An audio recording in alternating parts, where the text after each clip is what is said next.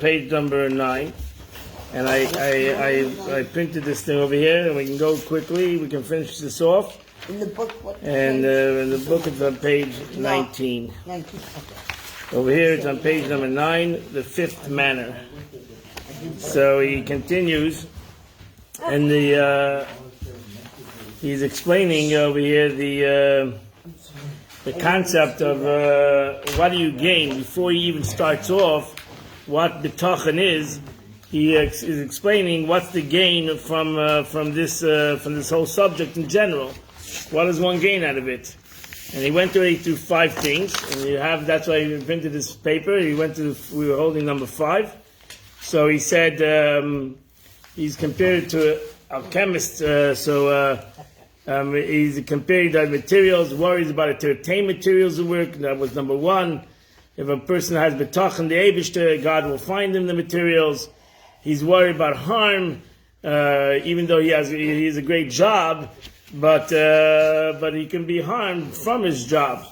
And a person that has bitachon is always protected from harm. Number 3 was advice. He's scared to share his information. You know, they say, what do they say about a Hungarian? He never gives when you ask an Hungarian for a recipe, they always leave out one ingredient. So, because they don't want you to know the secret. The secret of the food. So they always leave out something. That's why. So a person, they say that's why it says when the mashal is given by a horse, that a horse when it goes down to the water, it hits the water. And it says why does the horse hit the water? Because he sees he sees a reflection of a horse. Oh yeah. So he thinks it's another horse drinking his water. So he sees another horse drinking his water. There's not enough water in the river for both of them. So he hits the water. So now the other horse goes away. So a person who has bitachon the Eibishter knows that he is nothing afraid of. That's also in ethics of fathers, a shachin tov, a good neighbor. Some interpret it as a good that you have 2 people can have the same business in the city, and we can help each other out because there's enough. The Eibishter has enough business for everybody. So that's number 3. Number 4 is stock. Let's see, right? Stock. Always concerned if he's stocking correctly. He's always worried if he has enough material. He might run out of material. He might have too material, and this is what he's worried about. I think the analogy to a chemist is any material concept that you do in life. People have this anxiety, they're afraid of everything, afraid of everybody. Conspiracy. Today we live in a world that way. Everything's a conspiracy. Everybody's trying to get me. Everybody's out to get me. The government and etc. etc. We always are worried about everything and anybody. If you believe in the Eibishter, there's no conspiracies. It's irrelevant. All the conspiracies. It's irrelevant because the Eibishter runs the world. Even the secular world, the government. We have a statement that says, "Leiv melachim b'sadam b'yad Hashem." The hearts of kings and advisors of government are all in the hands of HaKadosh Baruch Hu. So therefore, there's nothing to be afraid of anything of what's happening in the world. There's nothing to be afraid of. Whatever the Eibishter wants, it's going to be. You have to do what you can do, and there's nothing to be afraid of anything that's happening in the world. And that's why we go to number 5. He goes to the number which is fear, the aspect of fear. So that's the 5th thing. So a guy who thinks that everything is controlled by his capability in the world. So he has number 5, which is on page 9 over here, in the middle of the page. Okay, it's exactly the same thing. I don't know what happened. We got mixed up last week. It's exactly the same. Chamishi, the 5th one, is Shabala Kameir, this person, Tachas Yido Fachad. He's always under the fear, a state of fear and dread due to his occupation. He's afraid of all people, from the most important man, from the king from the government in the nation, down to the least important. He's afraid of everybody. He's afraid. What's that? He's afraid of. I'm sorry. He's afraid of everybody trying to get him, whether it's the government's trying to get him, whether it's simple people are trying to get him. Every person's out to get his money, or to get his secrets, or to get his talent. Everybody's he has this conspiracy theories, and that's a constant fear. And therefore, however, want to trust the Eibishter, want to trust God, will be held in awe by even the great and respectable people. If a person has, not only will he not have fear, but actually people respect him because he's not a person that's constantly worried that somebody's out to get him. He's always looking over his shoulder, or hiding things from other people. He always has secrets, like somebody's out to find out great secrets that he has. No secrets. The Gemara says, and that's our fight. Anything you hide in secret will one day be revealed. So we see it in the world today. People that have more secrets, ultimately all these secrets are revealed one day. It's a bit embarrassed. So if you have any secrets, better get rid of the secrets. When you get to Shema, because nothing is going to be hidden forever. So if you have any secrets, clean it up. Because it's not going to help keeping a secret. That's what people are constantly afraid of. But if a person trusts the Eibishter, he's an open book. He lives a life. He lives a life in awe of God. So he has nothing, no secrets. Whatever he does, everybody can see. And there's nothing to be ashamed of. There was a great Tana who they asked, how did he go to sleep? How did he live such a long life? He lived like over 120 years. They asked him, how did he live such a long life? And he answered, I lived a long life because when I went to sleep at night, I slept like a child. I was not afraid I had a good day, bad day. I did whatever I could do during the day. I accomplished whatever I could accomplish. I was not having any doubts or any fears or any anxieties that somebody might, what I did during the day, somebody might find out or not find out, or come back to haunt me. I did nothing. I did what I was supposed to do, and that's it. And that's the way it should be done. So a person should live a life, a respectable life. Nothing is hidden. There's nothing to hide. There's nothing to hide. There's nobody needs nothing to be afraid of. People are afraid. Somebody's watching.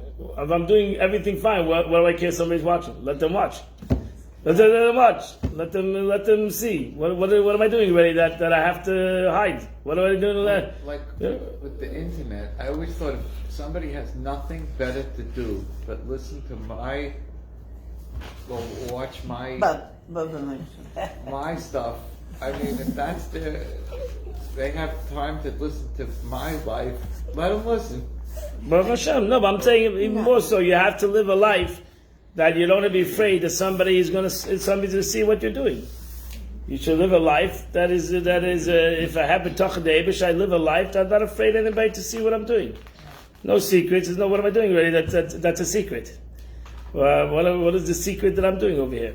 That's no secret. Everything is public. That's the life of a tzaddik. Life of a righteous person. He has no secrets. You should actually live for his life. You shouldn't have a secret. The Gemara says there was once a Tana, Rav. Not a Tana, Rav was a Meir, but he was Rav. Rav had a student when he once came to the Beis HaMedrash, and he heard his student was talking about his previous night relationship with his wife.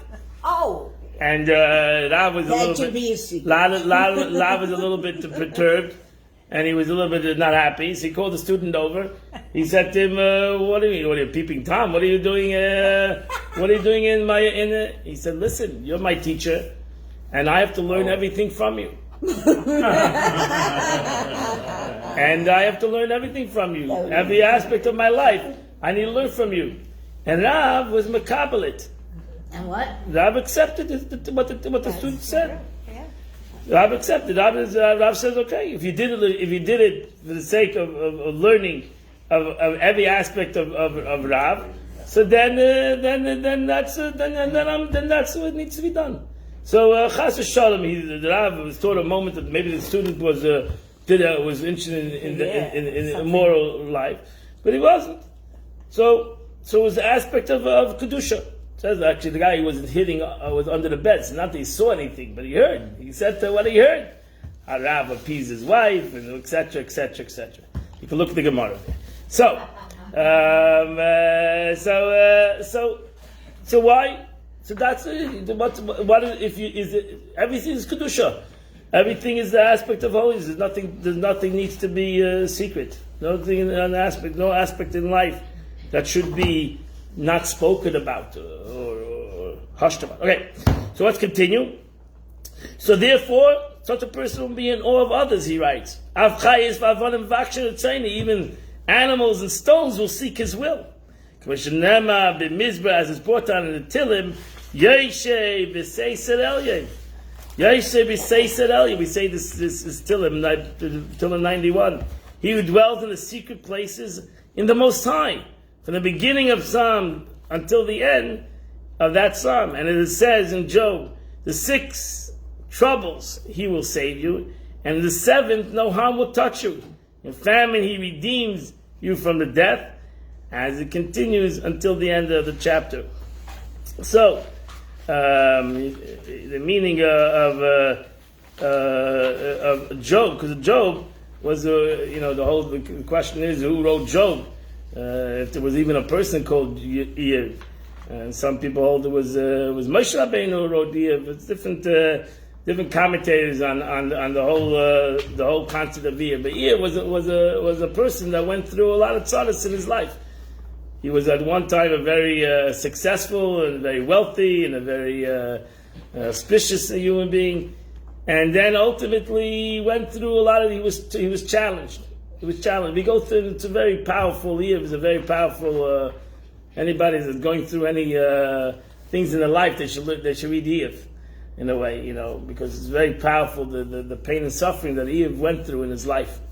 Whether there was a person called Iyov or it's Moshe Rabbeinu who wrote Iyov to teach us something, an aspect of the way a person needs to went through a lot of tzaddas. He had both lives. You have some people who have tzaddas in their life and they would never had success in their life, and now they have tzaddas. Well, some people have great success in their life and then they go through tzaddas for whatever reason in Hashemayim. As we know, that the Eibush challenged Iyov with tzaddas. Iyov was challenged by God with tzaddas, and he goes through the tzaddas. He goes through this pain and suffering. He loses a lot in life.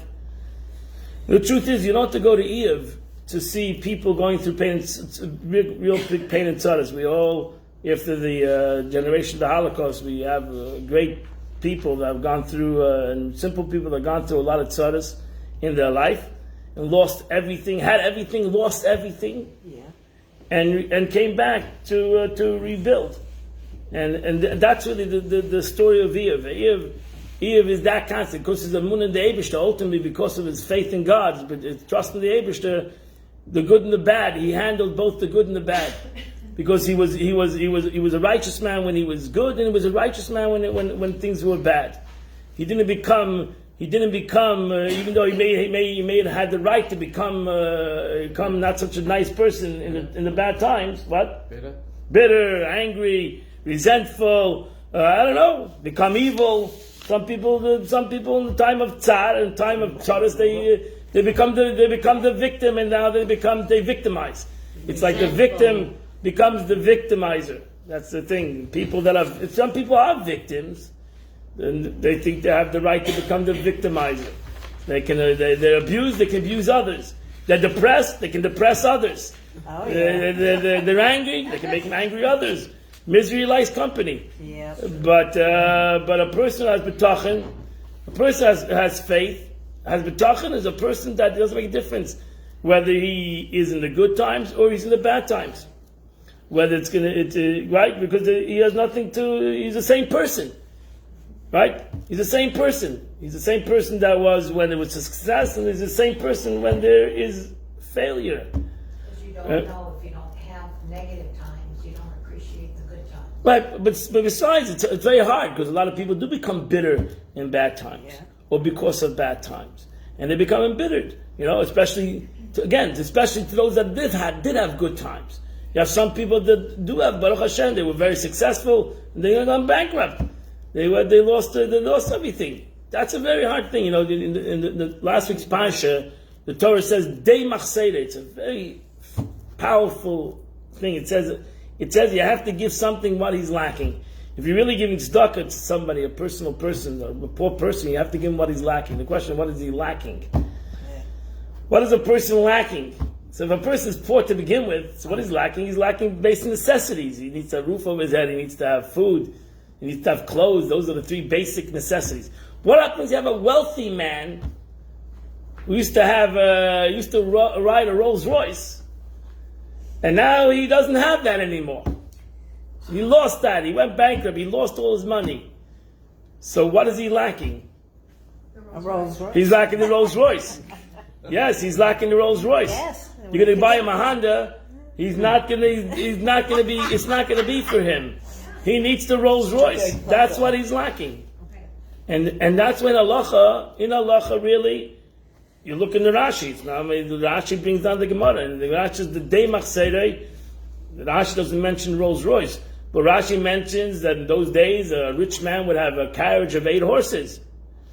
And he would have not only a carriage, 8 horses, he would have people running in front of him, and then that's what he's lacking. That's his Dei Machseda. So that's what he's lacking. So the community has to give him what he's lacking. Because if you're going to just give him 1 horse carriage, he's going to feel extremely, extremely poor. Yeah. Even though you gave it to him. You need to give Dei Machseda, which is an unbelievable thing to understand that the importance of what means another person when he's lacking. It's just I think that the halacha teaches us to understand what another person is lacking. Because when another person had something and now he doesn't have it, it's a great loss to him. It's not so pashut. Therefore, we're going to soon see, the lacking of a rich man. Most of us think we want to be rich, but the challenge of a wealthy person is much bigger than the challenge of a non-wealthy person. That's what they said. Because a wealthy person is a great challenge to keep his wealth, and if he's lacking in wealth, and it's a great challenge, a great nisayon. The Gemara says it's a big nisayon. It's not such an easy thing for a wealthy person to have emunat Hashem, to have faith in it, because he thinks his success was his own doing, was his own work of his own hands. Yeah. And then when he loses, it's extremely a bitter situation for him. And there's always a galgal achayzer. There's always a situation where people are sometimes on the high, and sometimes they're on the low. And I'm not talking about bankruptcy. I'm not talking about a person that loses money, a little bit of money by a person. That's a great loss, because we know that a person. One of the things a person does constantly is check his money, counts his money. He's always counting his money, whether you're rich or poor. You're always counting the money. It's very important. It's the life of the life of his soul. So it's an important thing to him, and therefore we can actually see the difference between. In the Gemara, it's not my statement. The Gemara says you can see the difference between an ani and an usher in this aspect. A rich man and a poor man. Is Rashi ever wrong? Rashi's never wrong. Okay, so what about there's no human being who lost all his money and he's still happy? Yeah, there is. Happy with Yeah. his life? He's Yeah. at peace with I would think himself. the Rebbe wasn't obsessed with his. If he lost his wealth, No, because the Rebbe was never interested in money, so it's not important to him. Called positivity bias. So how come Rashi didn't take 'Cause- this kind of person into account? What do you mean, Rashi? You said Rashi said Oh. that you have No. to give somebody a Rolls If Royce. that person doesn't want the Rolls Royce, fine. Yeah. But if he is lacking, But he did, okay. if he is lacking, you cannot say live with the Honda. That's not your mitzvah. Your mitzvah is not to tell him hello. Keep it, Joel. Deal with the situation. That's not your mitzvah to tell a person you lost money. You deal with it. No, that can take every poor person. You can see a poor person in the street. Say you deal with it. The Eibishter made you poor. Deal with it. No, that's not my mitzvah. My mitzvah is I see a poor person, I'm there to give him what he's lacking. I'm there to give him what he's lacking. That's my job. If the person says, don't give me the Rolls Royce, I'm happy with the Honda, that's fine. But Rashi didn't mention that. Okay. No, because Rashi says the verse. They machzedai. Okay. You say it every day in davening. You're supposed to have kavanah when you say this verse in Ashrei. You're supposed to have intention to understand what you're saying. Open up your hands. Open up your hands. We ask God in the Ashrei. Open up your hands and give everybody what they want. Where did we say that? In your davening, in your Ashrei, right? I'm not making it up. Page 32. Page 32. Page 32. You open your hands and satisfy the desire of every living thing. So you hear Ratzon is his will. That's the beauty. The Ratzon is the will of the person. The Eibishter gives the person what he wants. Doesn't tell the person, wait a second, I'm not giving you what you want. No, I give you what you want. That's real. That's real. The concept of tzedakah. That's real. The concept of chesed and rachamim. That's why Chassidus demands rachamim. Chassidus demands mercy. That we don't give a person what he deserves. We give him what he wants. Right? That's real mercy. Chesed, we give a person what he deserves. Daka, we might give a person what he deserves. Rachamim demands that we give a person what he wants. We have mercy in the person. We give him more than he deserves. The Eibishter gives the person more than he deserves. He gives him what he wants. Yeah, one second. Can't you, like if somebody is rich and they're used to, as you say, a Rolls Royce, and they're used to having artwork in their house, and Right. they're used to having fine furniture, and they lose it, they have to sell it because they have to pay back the banks, and now they're on their own, and they don't have the money. And they go and they get, from the Gemach, they get a beautiful bedroom set. And they get a beautiful living room set that the quality is what they're used to, but it's used furniture. And instead of getting a 2020 Rolls Royce, they get a 2010 Rolls Royce that looks clean. Yeah. So they're getting what they Again. what they want, but they're getting You get it? used and The beauty of the law is, I don't know if the meaning is per se, I don't know if it ever happened, they're going to give him a guy a Rolls Royce. The beauty of the law is, you should think about the person. You understand? When you're giving something to somebody, you shouldn't think about what you're giving. You should think about what the person needs. It's very important when the aspect of giving, it's just an attitude. Understand? It's not per se, we're getting involved in semantics over here in how much you're going to give the guy or not. It's not the point of it. I think the pasuk wants to tell you, you need to give whatever is possible to make that person satisfied. If you can't give him Rolls Royce, you don't have enough money, you can't give him Rolls Royce. Right. But you need to give him, you have to think about the person. If you have betachon the Eibush, they say the famous story. They once asked a Rebbe, maybe I said this before, they asked Baal Shem Tov, I think it's in the name of Baal Shem Tov. They asked Baal Shem Tov, it says no, it's not Baal Shem Tov, it's another Rebbe. That they asked him everything in the Torah you can learn from. So how do you learn from the concept of not to believe? It says Chashon, don't believe in a God, another God.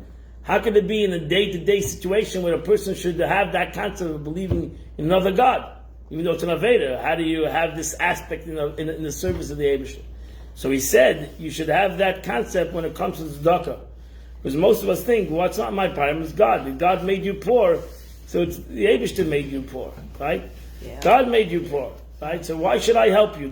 Some people might say, why should I help you? Right? Why should I help you? If God made you poor, go get a job. I don't know, go to pray, go to shul. Daven.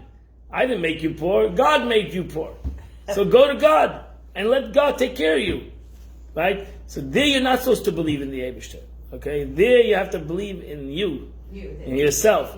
That the Eibishter brought you this. You just kind of the conduit. Right. So you're the one who's responsible. If it came to you, then you're responsible. You're God to this person. You became the Eibishter. So it is good if you give them like the second hand, as long as it's the quality that they're used to, that they still feel good about themselves. If you can buy him a 2021 Rolls Royce, hey, buy him a 2020. Why are you cheap on another Jew? If you can acquire from a 2021 Rolls Royce, buy him. Why not? If you have the money to give him back a 2021 Rolls Royce, why not give him the 2021 Rolls Royce? Why would you do that? That's his machzia, make a Jew happy. So why would you do that? Because you want to emphasize to him you don't have the money? Give him the 2021 Rolls Royce. What does it bother you? You have Baruch Hashem. You're wealthy, and you want to uplift this Jew. And give him a 2021 Rolls Royce. Why not? Why not? Why not? Why not? Why not? Why does it bother you? You're just saying it's not fair. Why is not fair? You have the capability of helping a Jew and give me a 2020 Rolls Royce. Give him a 2021 Rolls Royce. What's gonna? You're helping a person. You're uplifting a person. As long as you're helping them with a good It's the attitude. That's right. 100%. That you should have a good heart. If you trust in the Eibishter, you'll have a good heart. You'll give the person what he needs and finish.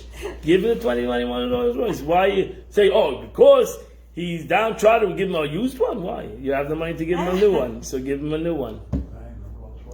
Yeah. What is the meaning that some people have very hard lives, and some people,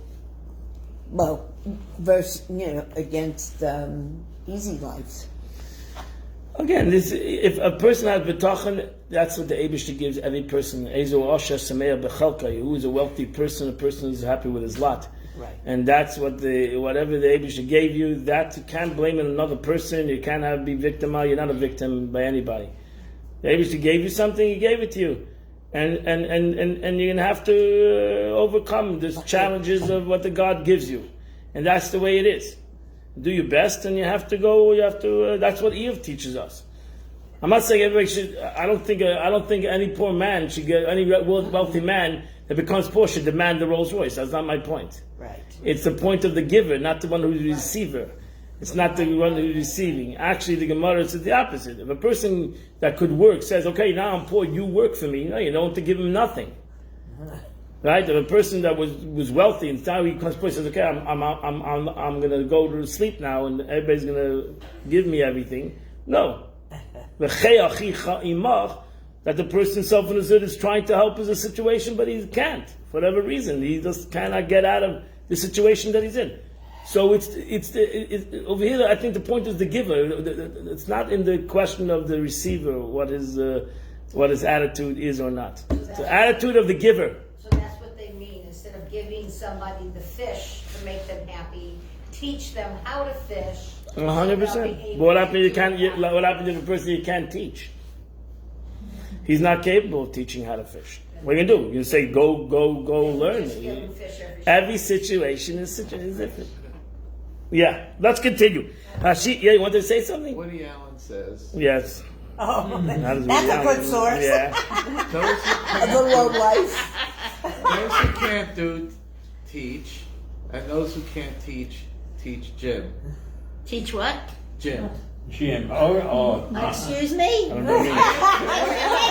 don't know what it means. What does it mean teach gym? Gym beans? They become a gym teacher. Oh, become a gym teacher. Okay. I resent that. Yeah. I don't know what it is, but okay. Hashishi, the sixth aspect is, number 6, let's go, let's finish this. The aspect of health. And this is something we all go through. Sicknesses and diseases. which automatically disturbs his contentment with his wealth. Halavai, we can all be wealthy and not to have any and not get sick. That would be the best situation. That would be the situation. But you know what? Money does not help. Money does not help in your sickness, and that's a big problem. So here we have the fifth one. So the sixth one. Wealth does not prevent illness. We know King Solomon said. King Solomon had a famous statement. He said, "Adam doig al mamonai, ve'ena doig al zmanai." A person is worried about his money. He doesn't care about his time for whatever reason. Doesn't care about his time. Mammon ain't a oizer. When it comes to health, money will not help you. Uzmani ain't a chayzer. And your time does not come back. So worry more about your time than about your money. So that's the problem. That's number 5. That's number 6, I'm sorry. Contentment as well, prevent them from deriving benefit from the possession. Similarly, they stop from enjoying the wealth that he has amassed as a result of his toil. He worked day and night, and now it's going on, because he worked so hard, it's going on his health issues. And now he has to take care of his health. All the money that he has amassed. Lavdavki, he's going to enjoy it. Abeteach b'Hashem. But conversely, a person who trusts in God is protected from diseases and sickness, except for the disease and sickness that he is subject as a means of atonement, or to increase his reward in the next world. So what's that meaning? Because I don't think that the righteous are protected from sickness, per se. It's the attitude that he has when he has a sickness. So a righteous person connects the dots, or every Jew should connect the dots. That when a Chas Shalom, if I get sick, I should connect it to either my Avedas that I've done, and I'm not so righteous, so I've done sins.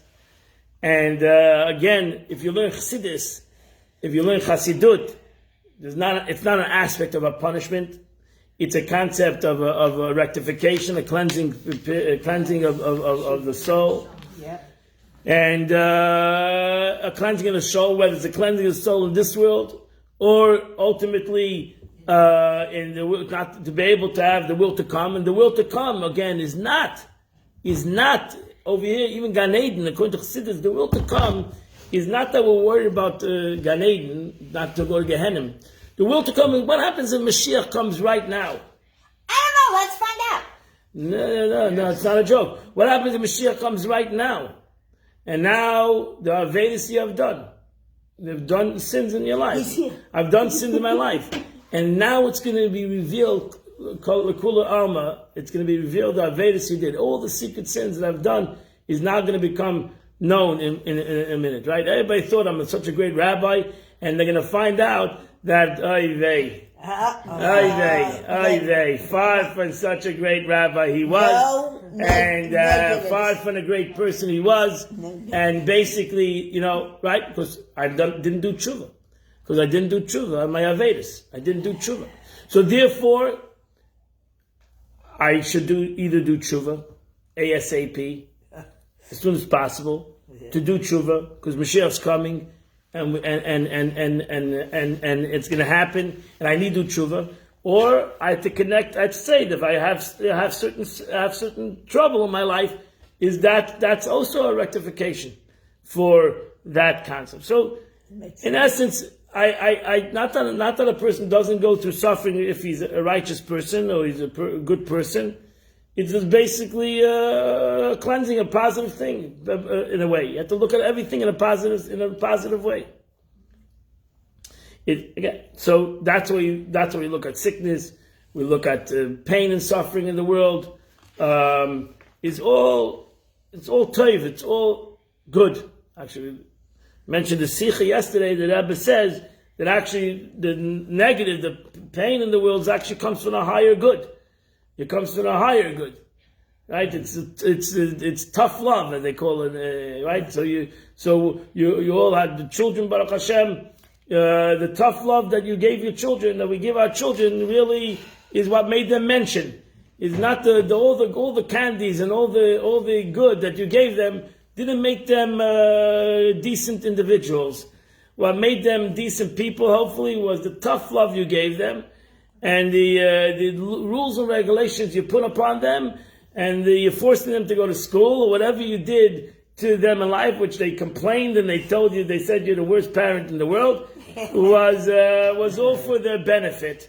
And they ultimately realized, when they have children, usually that's what happens, they realized that it was all for the right way. It was all for the right thing. So too, we have to look at that in that way. We have to look at that aspect. That's why there's no bad. The Eibush is our Father. We say yesterday in the Torah, which father, which parent, you ever be a sick parent to hurt your child?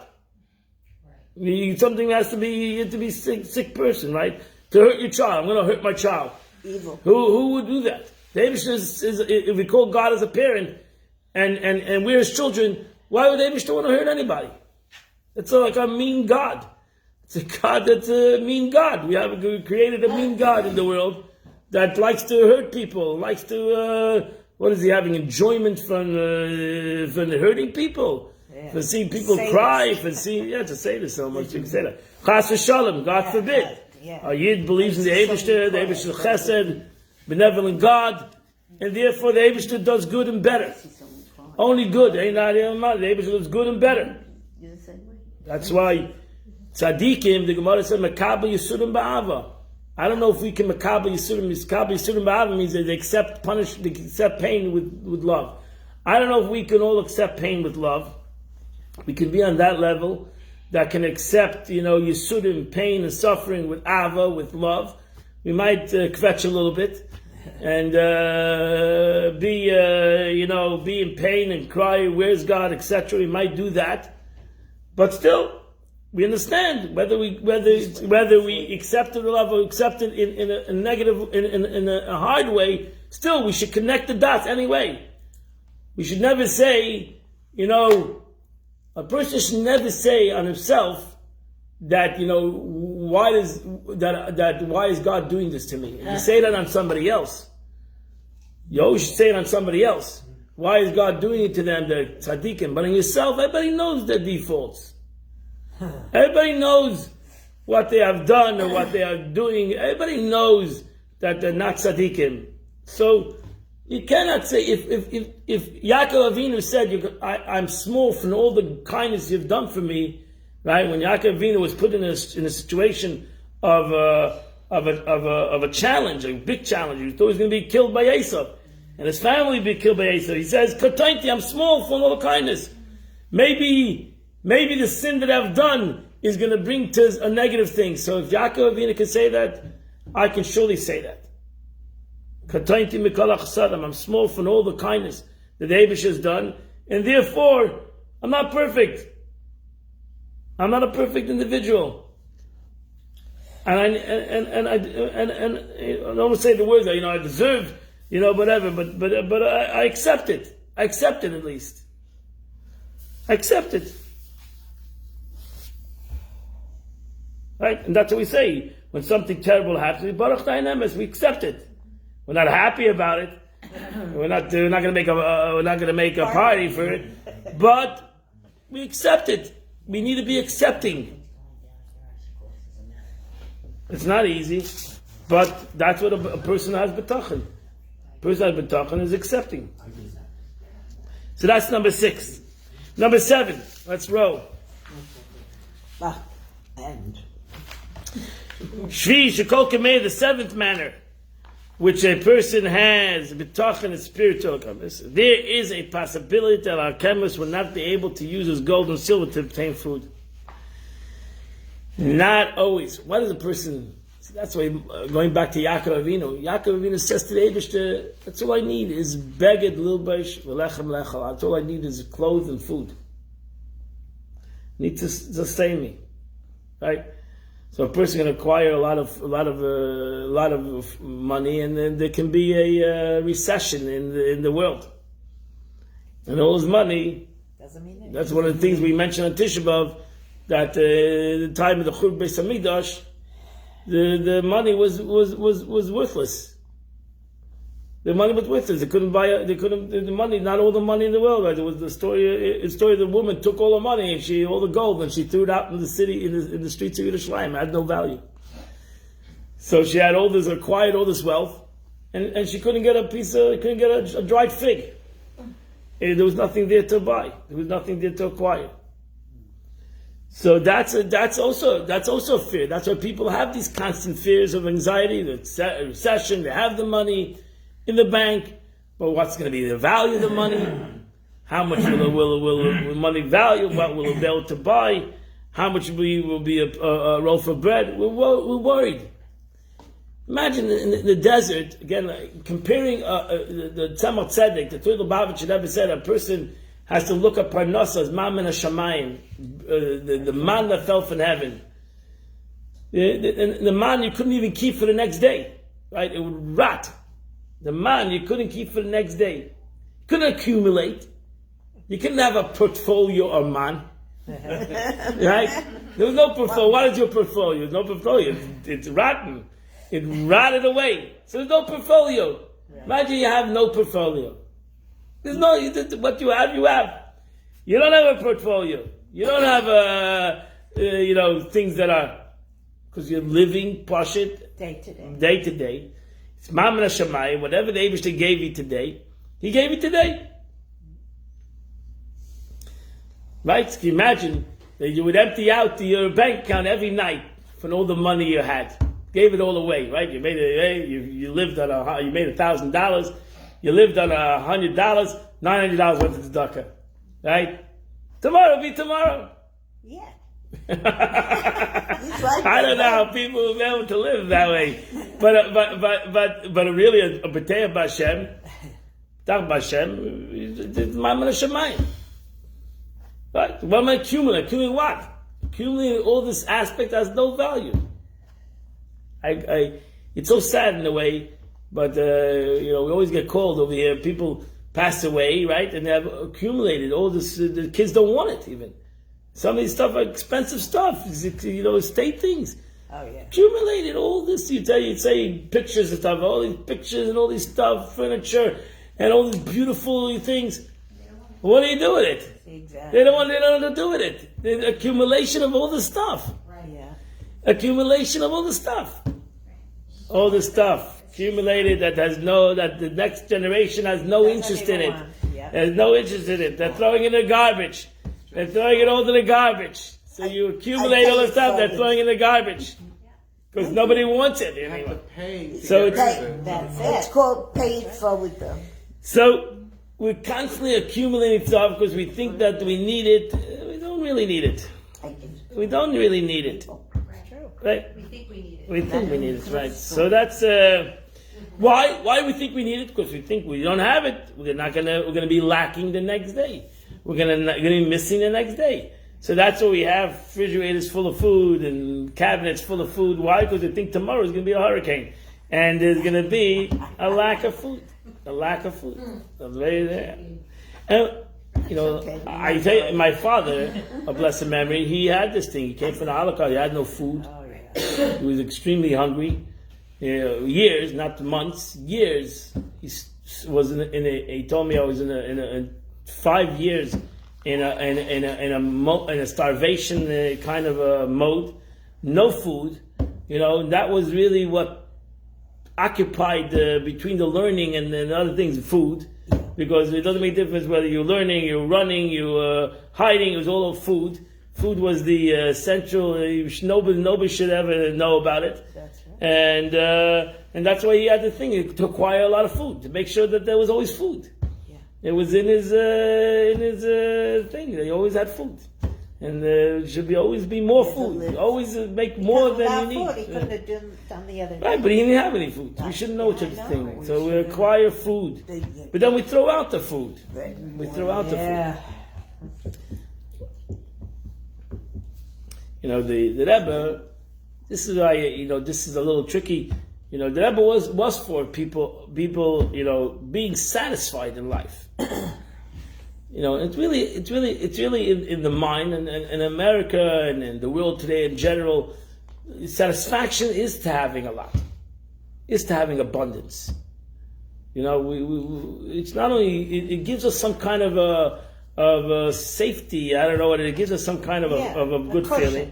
Of course, you're feeling good, and we should have that. The Rebbe was for that we should all feel bisrachvus. We shouldn't feel that we are mitzumtzum, that we are confined and we are constrained and restricted. Ain't only, you know, the Rebbe would always say, the Gemara, ain't only ela bedas. When the Gemara says a poor man is really in his mind. And a person in his mind and should have wealth, should feel like he's wealthy. And sometimes you cannot feel wealthy if you don't have, you know, if you have a very, very meager. It's very hard, and therefore a person should not live meagerly.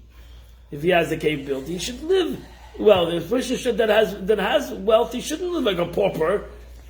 Because I don't want extravagance. No, if you have the wealth, live like a wealthy person.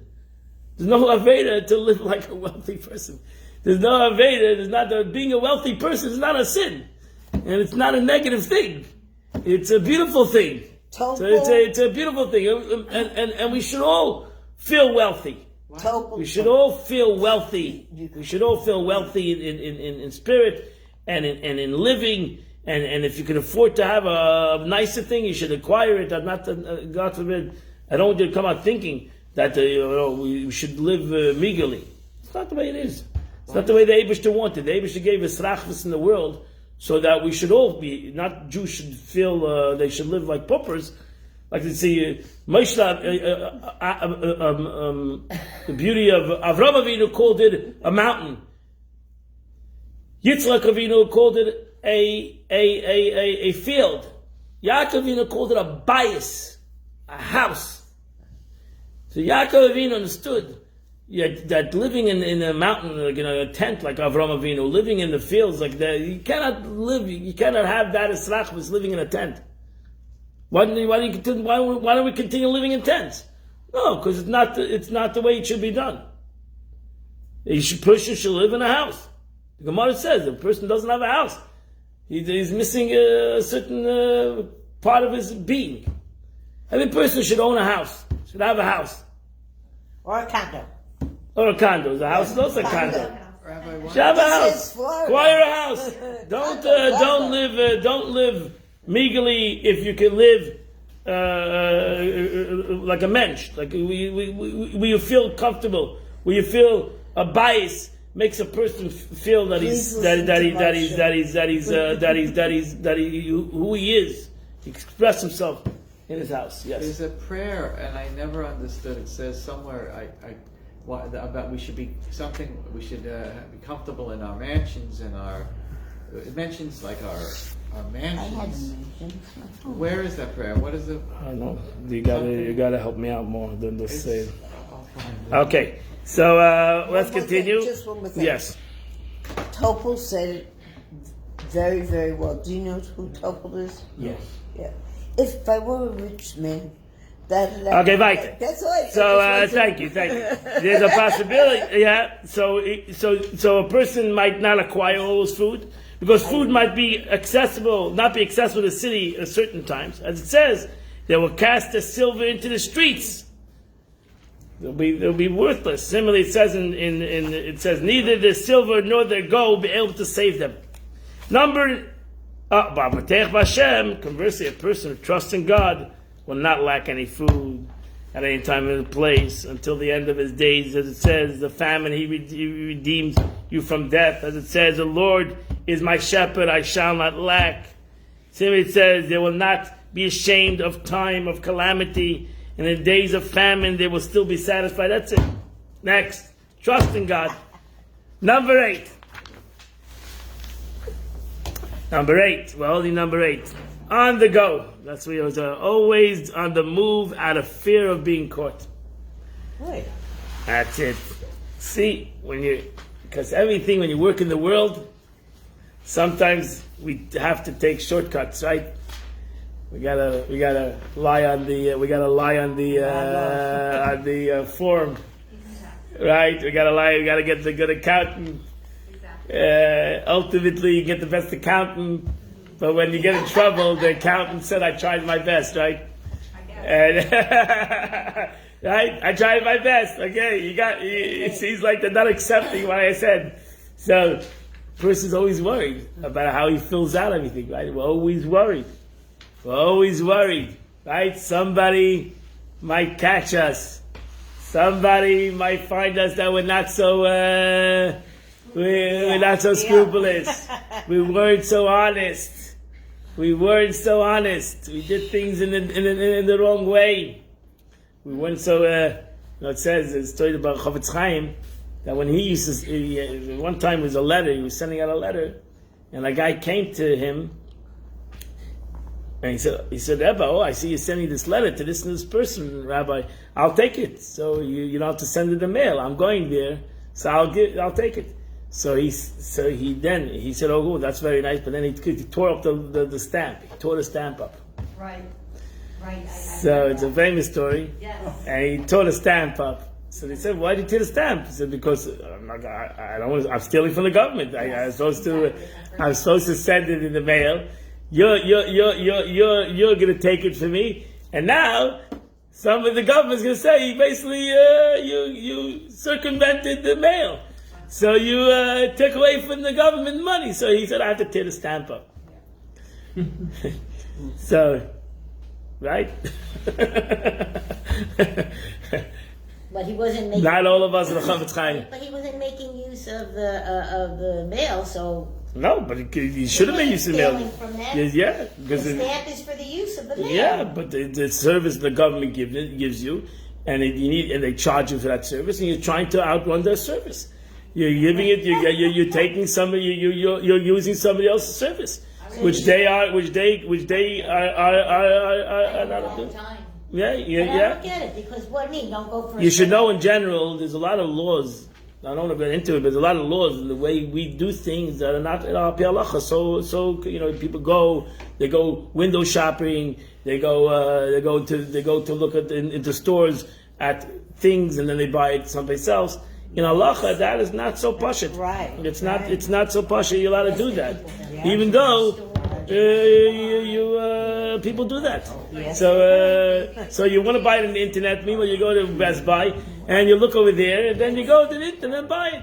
So meanwhile, the guy at Best Buy showed you around, told you all about the product, and then you went on Amazon and you bought it on Amazon. So it's not so pashut. It's not so simple that you're allowed to do that in halacha, to do that.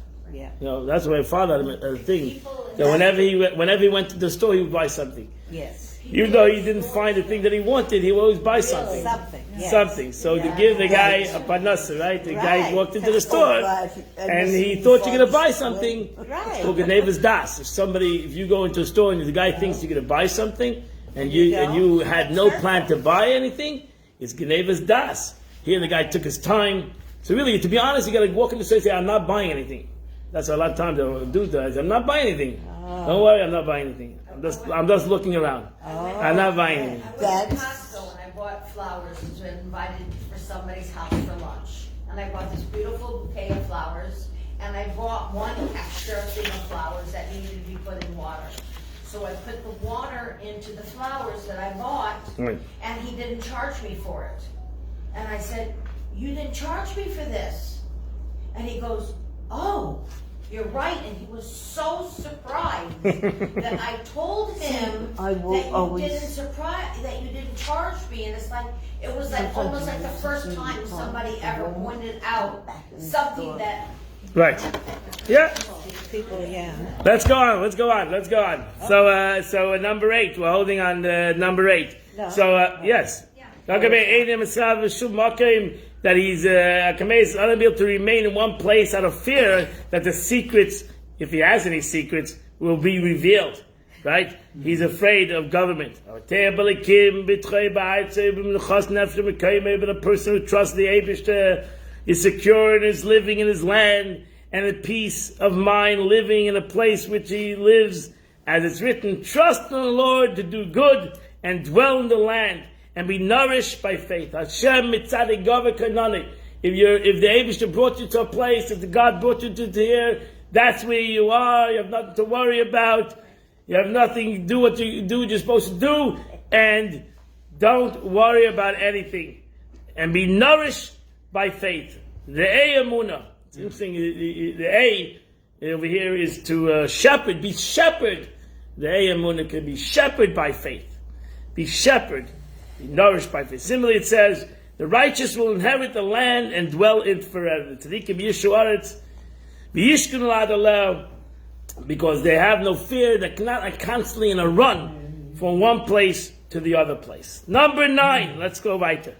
Kabbalah Kameya, number 9, is reward. Okay, so what does that mean? Kabbalah Kameya, person who is a b'tachon and superior to a kamis, the kamis alchemy will not accompany him in the end of his days. No, that's 10. Oh, 9. 9. I'm holding number 9.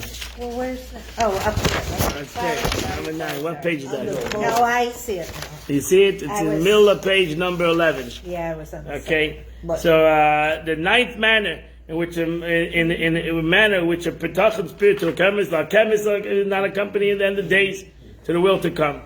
Even in this world, he will gain nothing other than freedom from poverty and from reliance on other people. So that's self-understood. The person who understands that he has two worlds, right? Yeah. He has this world and the world to come.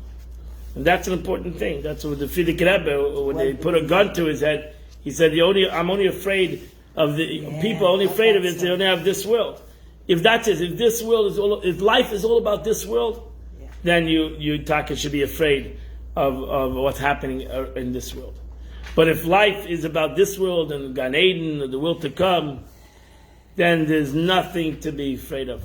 There's nothing to have any fear. A person that has betachon, that is neshama, that even, and the truth is, Chassidus said, that means also that a person who understands that right now there's two worlds. Not that there's two worlds after 120 years, if the person dies. But actually right now there's two worlds. There's a God, there's a physical world and there's a spiritual world. So there's not and everything really, the truth is, everything in this physical world was created for the spiritual world. It's not that everything is connected to the spiritual world. So everything right now is supposed to be a more spiritual reality. That's what I'm saying is that a lot of people think that we have to worry about Gan Eden. We have this world and then there's Gan Eden. It's like two different time periods. One is 120 years and one is after 120 years, or Mashiach comes. But actually, Chassidus says right now there's Gan Eden. Right now, my neshama is in Gan Eden right now. My neshama is right now in Gan Eden. Where's my neshama? Right? We know there's 5 levels to this neshama. So right now, I have the majority of my neshama is not in me. The majority of my neshama is still in Gan Eden. So as I'm learning, that's why whatever you learn in Tanya these days, whatever you do here in this world is reflecting in the upper worlds. So right now, my neshama, when I'm learning Torah with everybody over here right now, my neshama is receiving some aspect of godliness in Gan Eden right now. So I don't have to worry about Gan Eden in the future. I got to worry about Gan Eden right now. The neshama, my chelik and neshama, my part of my neshama, that's in the higher spiritual world. Right? So I have 5 levels of the soul: nefesh, ruach, neshama, and I have chaya yechida. So I have nefesh, the basic level of the soul. Ruach is the spirit of the soul. Neshama is the godly part of it, is the intellect of the soul. And then you have chaya and yechida. You have the life force and the essence of the soul. So the essence of the soul is right now in Gan Eden. Every one of our souls.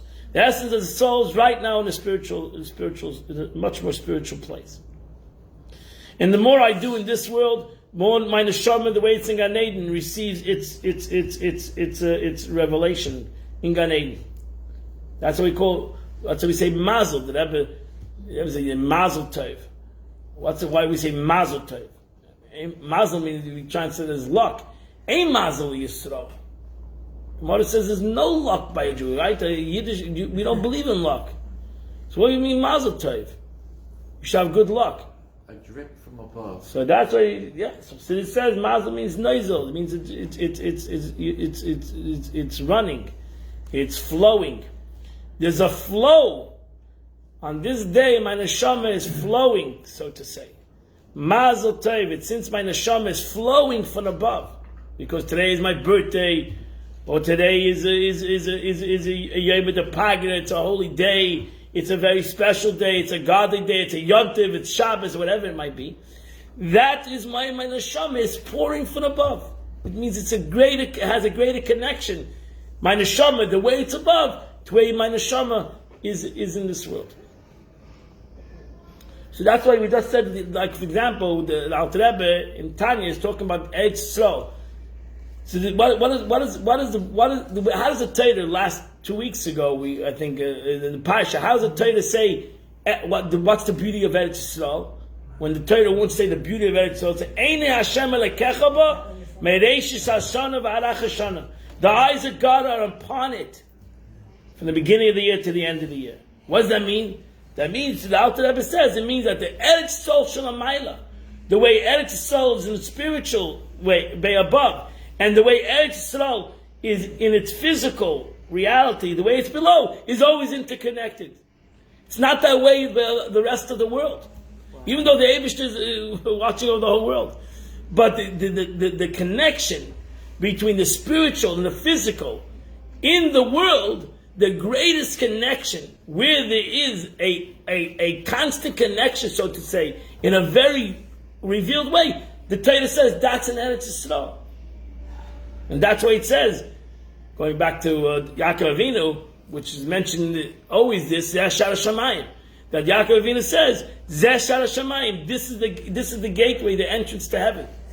Why? Because over here, this land, there's some aspect of a noisel, some aspect of a connection between God and this land, which you don't have it any other land in the world.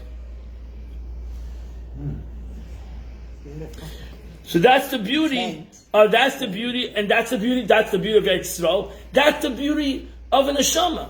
That's what the Rebbe wanted. Every person should learn. Hine Hashem nitzav alav. That when about a neshama, a person has to feel that the Eibush is on top of him. Umabit alav, and he's looking at him. Right? That's like the Eibush is looking at Eretz Yisrael. He has this connection, this eye connection with Eretz Yisrael. The Eibush has a connection with every Yid. He's looking at him. He's looking at everybody, but he's looking specifically at him. So there's this flow. There's this chevel, Yaakov chevel nachlase, right? There's this connection between what's upper and lower. There's this connection. This is the shama that I have above that's connected below. And what I do below, that's what the Alter Rebbe says, it's called a chevel, because this chevel, when I pull below, it pulls above. That's a normal string. When I pull below, that's how high the string is. The string can be a couple of miles up. And it is a couple of miles up, maybe. When I pull it here, when I pull my neshama here, it pulls above. Because it's interconnected between what's below and above. And that's the beauty of it. So Yid believes that there's something greater. A Yid believes that there's something. If you believe in something greater, so then you realize that whatever you have here is limited. Is very limited. It's really what's above, what's more greater than what you have right in front of you. So that's what it says. A person that has trust in the chesed, abundance of goodness, is right. Your goodness you have hidden for you who fear you. It's unbelievable. Whatever you think you have in this world. The Alter Rebbe in Tanya gives the example of last week. He gives the example of taking a seed, and you take a seed and it has to rot to create a tree. The seed, the single seed, has the power to reveal something that is even greater than there's no comparison between the seed and the tree that it creates. The seed has to rot, and from this seed comes a tree that brings fruit, thousands of seeds that has within it thousands of trees. A little seed. How does that happen? So it's a seed. The one seed has that capability. So the Rebbe says, the Alter Rebbe says the same thing. One little action, you create an unbelievable thing above. Whoa. Well, how is that possible? It's not in comparison. There's no comparison between the action that you do. But that's what the Eibush does. The Eibush says, because what you do here above, below creates an abundance above. Not because there's a comparison, because that's the way that's the way it is. I created the will. Let's finish off. Vasiri, the 10th manner is if the secret causes of Kamas' wealth becomes known to others, it will cause his death, because his efforts and labors are contrary to the rules of nature. So he has to keep it really secret, because he's doing something that's not. He's so successful because as this alchemist he's going from metal to gold. So therefore, that's if everybody's going to do it, then he's going to be he's not going to make the money. Right. So he needs to keep it. It becomes worthless. It becomes worthless. Yeah. So he needs to keep his secret very secret. Yeah. Therefore God, who controls everything, will cause a ruler to rule over alchemists and kill him, if alchemist is unable to conceal his secret.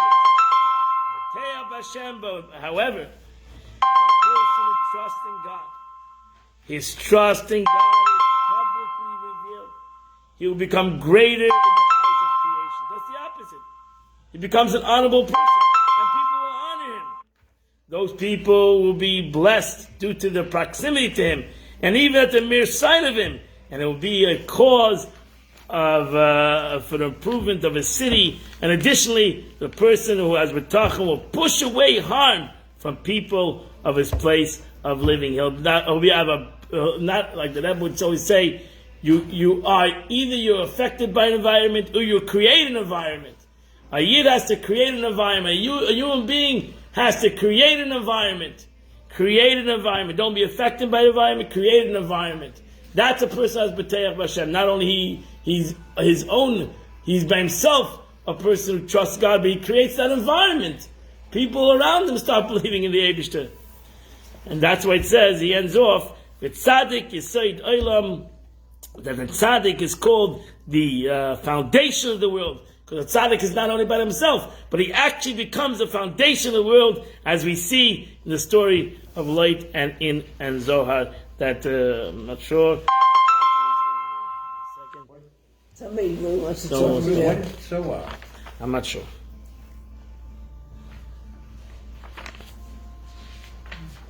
We'll have to look at that.